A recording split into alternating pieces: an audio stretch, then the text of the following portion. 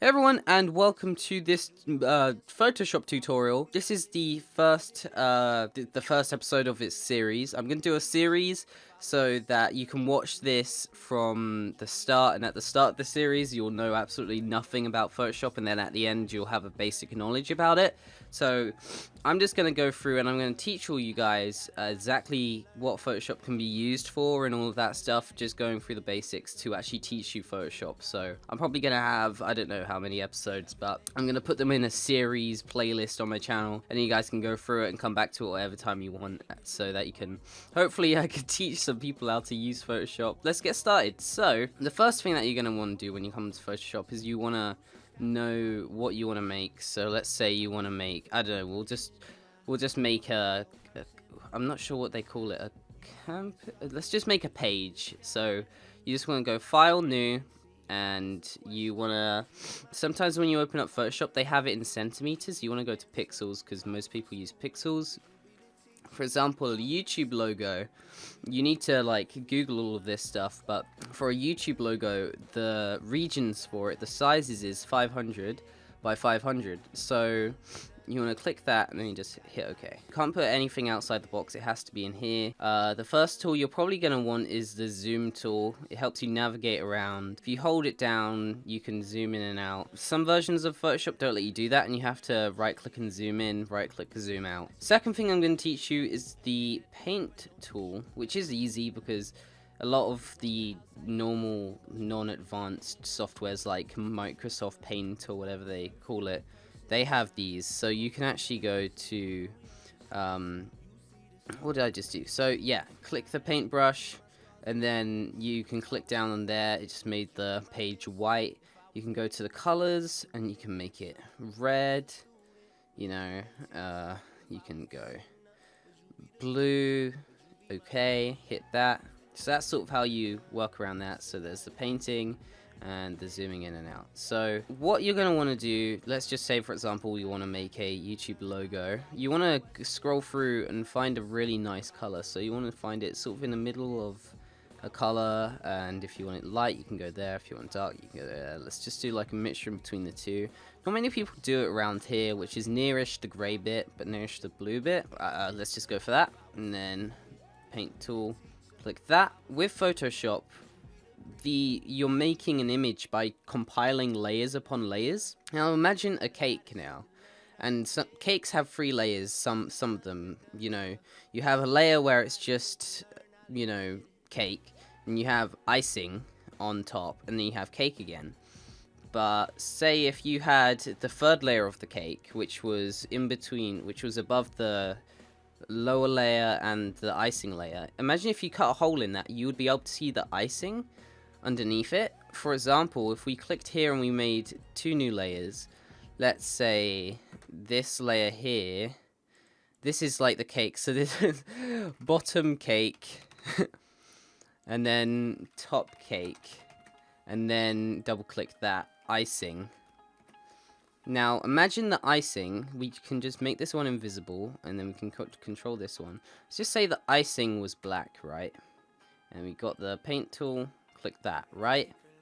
And then we went to the top of the cake and we made the top of the cake the same color as the bottom of the cake. So we can actually just click that.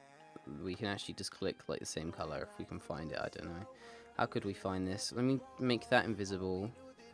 And we can go to that one. Click that, because then it's just going to take the color and it will auto select it. So there you go. So now let's make the top of the cake, click top of the cake and put that there. So now we have the top of the cake, we have the middle of the cake, and we have the bottom of the cake. So all we need to do now is, if we take the selector, which is this one here, if you hold it down you can choose different patterns. Let's do this one here. We can just go like that. So we've selected the top of the cake, and let's just delete that circle of the top of the cake, and you can see through it now to the middle of the cake. That's basically how Photoshop works. You might be able to understand that now. So you can compile stuff on top of each other by doing that. So let's just delete these 2 layers and actually get on with the logo. Let's make sort of a nice little texture. Let's get the color picker again, pick another color. Let's make it slightly more dark than the other one. And let's go on to shapes now, and let's go to rectangle tool. Now, you can just hold and drag. Now, as you can see, I'm actually dragging out of the box, but that doesn't matter, it just won't show. So there you go.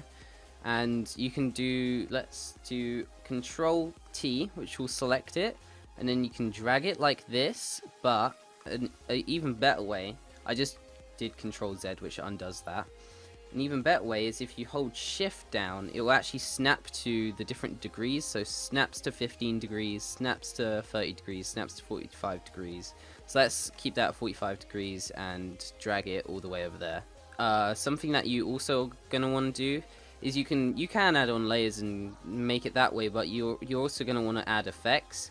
You can do this by right clicking and going to blending options, and then here's just a ton of effects. You can just go through and experiment with all of these ones. You can tick them to turn them on and off, blah blah blah blah blah.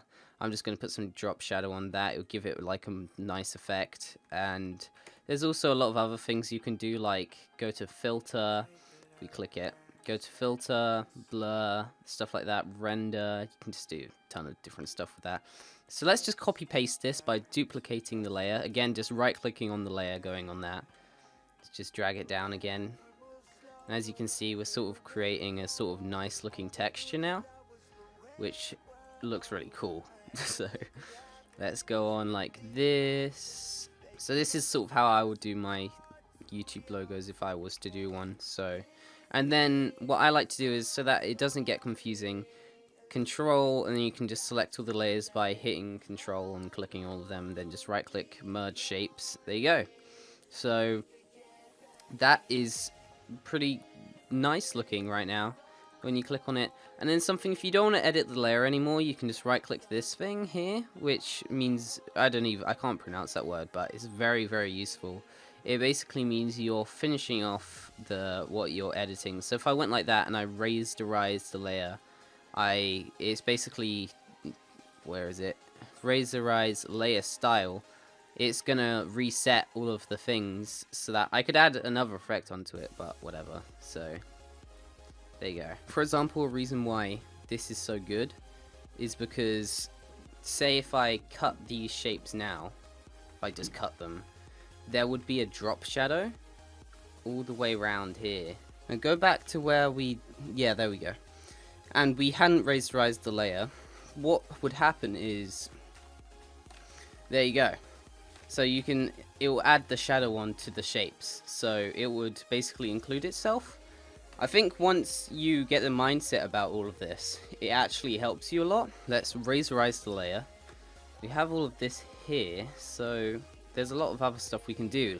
For example, you can see like these sort of ruler kind of things around here. If you actually hold that down and drag it, if you don't have one of these, you can go to view and then click on rulers, and then if that's unticked, you just need to tick it and then it'll come out. And these will automatically, if you drag them out, they'll snap to the middle, so basically gives you like guidelines basically. And you just want to put your cursor right in the middle so that you know it's in the center of the image. Shift Alt, and then it will drag out like that. And then we can actually take control of this. So this looks pretty cool, but I think it will look a lot better if we go and we change the color. So I've selected it now. We've got this layer selected, and we just need to go Image, Adjustments, Hue and Saturation, and it'll give you more options on how to edit stuff. So let's just turn the lightness down, and turn it down by a little bit. In fact, we could actually change the color of it by just doing that. I mean, who knows, that could look pretty cool. It's all about testing and whatnot. So in fact, we can copy that image there, and then we can, in fact, no, let's not copy the image, let's cut the image, and then we can go into effects, add another drop shadow, so it looks like it would be more 3D over the top of the other one. If you can see that I'm adding the drop shadow here just by the size of it instead of the distance, you can change that too, but it doesn't, not in this situation, it wouldn't really help. But there you go. So that looks, I don't know, you can just test around with it. It doesn't look too good at the moment, but you sort of get the hang of it. And then if I just click T, let's say I just put like a little N right there. You can put a white N, any N, your initials, whatever channel you have, and you can just Control T. That little middle shape, you want to make sure that snaps to the middle. If you have these guidelines out, it will automatically do it for you. And then there you go. And then you can Control T, Shift and Alt, size it up and down, make it large, make it small, make it in the middle of the circle. And then again, you can just keep on adding effects to it. And then stuff like this is just pretty cool for, you know, different stuff. But I guess that makes it for this episode. It's pretty cool. I've just sort of gone over the basics. We've gone over effects. We've gone over coloring, paint tool, hue and saturation.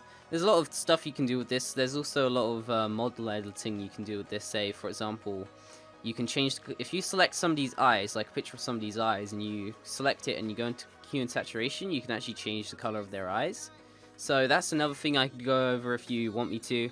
But make sure to leave a like on this video if it helped. Also subscribe to this channel if you want to carry on learning about Photoshop, because I'm going to have an episode 2 on this out soon. And yeah, Photoshop tutorial. Thanks for watching.